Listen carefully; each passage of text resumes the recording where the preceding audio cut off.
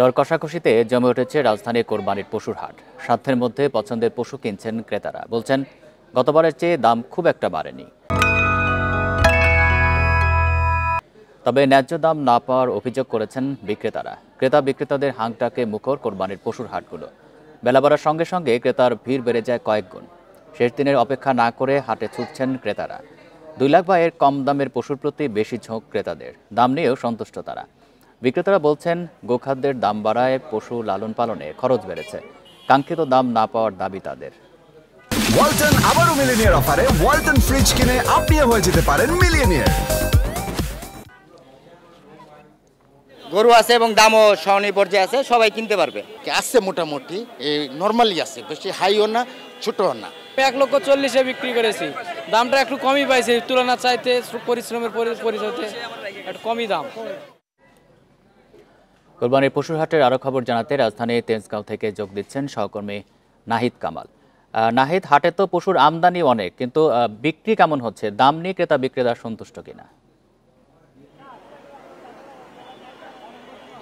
যেহেতু ঈদের বাকি আর 2 দিন আছে, এমন পরিস্থিতিতে কিন্তু আসলে রাজধানীর বিভিন্ন হাটে জমে উঠেছে। তার মধ্যে আসলে রাজধানীর তেজগাঁও যে হাটটি রয়েছে, অন্য যে কোনো বারের তুলনায় এবারের এই হাটটি অনেক বেশি জমজমাট এবং অনেক জায়গা জুড়েই কিন্তু হাটের পরিধি এবারের গড়িয়েছে। কারণ হচ্ছে রাজধানীর সবচেয়ে বড় যে 2টি হাট রয়েছে, এর মধ্যে আফতাবনগর যে হাটটি রয়েছে, সে হাট কিন্তু এবার অনুমোদন পায়নি এবং মেরাদিয়া হাটও কিন্তু বসেনি। যার কারণে এই তেজগাঁ হাট যেটি রয়েছে, সেখানে কিন্তু প্রচুর চাপ পড়েছে। এবং আমি যদি এখানকার চিত্র দেখানোর চেষ্টা করি, মূলত যে মাঠ রয়েছে, হাটের জন্য যে নির্ধারিত স্থান রয়েছে, সেই স্থান পেরিয়ে একেবারে আশপাশের সড়কেও কিন্তু গরু নিয়ে ব্যাপারীরা এসেছেন এবং হাট কর্তৃপক্ষও কিন্তু সেসব মনিটরিংয়ে বিভিন্ন জায়গায় বুথও বসিয়েছেন। এবং আজকে কিন্তু যারা এখানে আসছেন, মূলত যেটি বলা হচ্ছে, এই হাটের পরিধিও যেহেতু বেড়েছে এবং সাধ্যের মধ্যে যেন গরু কিনে নিয়ে যেতে পারেন এবং কোরবানির পশু কিনে নিয়ে যেতে পারেন, সেই অপেক্ষাতেই কিন্তু ক্রেতারা রয়েছেন। তবে দাম নিয়ে কিছু মিশ্র প্রতিক্রিয়া রয়েছে এবং যেটির চেষ্টা করা হচ্ছে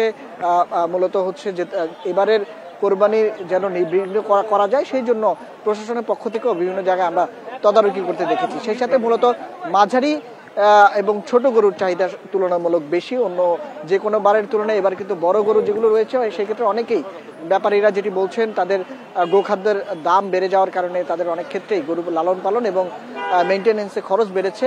সেই ক্ষেত্রে আসলে বড় গরুর দাম এখনো কিছুটা বেশি আছে, কিন্তু মাঝারি গরু এবং ছোট গরু যেগুলো রয়েছে, এই হাটের মধ্যে কিন্তু সেসব গরুর দাম মোটামুটি কিছুটা নাগালের মধ্যে। গত 2 দিনের তুলনায় আজকে কিছুটা নাগালের মধ্যে এমনটাই আমরা দেখতে পেরেছি এবং অনেকেই তাদের কোরবানির পশু কিনে নিয়ে যাচ্ছেন। এবং মূলত যেহেতু আফতাবনগরের হাটটি এবার বসতে পারেনি এবং মেরাদি হাট বসেনি, সেই সব বনশ্রী এলাকা সহ আফতাবনগর কেন্দ্রিক যেসব বাসিন্দারা রয়েছেন, তারাও কিন্তু এই হাটে এসেছেন এবং তাদের পছন্দের কোরবানির পশু কিনে নিয়ে যাচ্ছেন। সেই সাথে হাসলি ঘরে আমরা ভিড় দেখতে পাচ্ছি এবং যারা আজকে কিনতে পারছেন তারা তো কিনে নিয়েই যাচ্ছেন।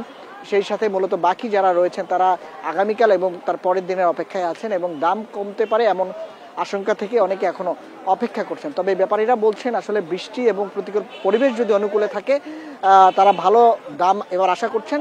তবে দাম নিয়ে ক্রেতা বিক্রেতাদের মধ্যে এই হাটেও মিশ্র প্রতিক্রিয়া রয়েছে। এই ছিল রাজধানীর তেজগাঁও থেকে আমার কাছে সর্বশেষ। তেজগাঁও পশুর হাট থেকে জানাচ্ছেন সহকর্মী নাহিদ কামাল।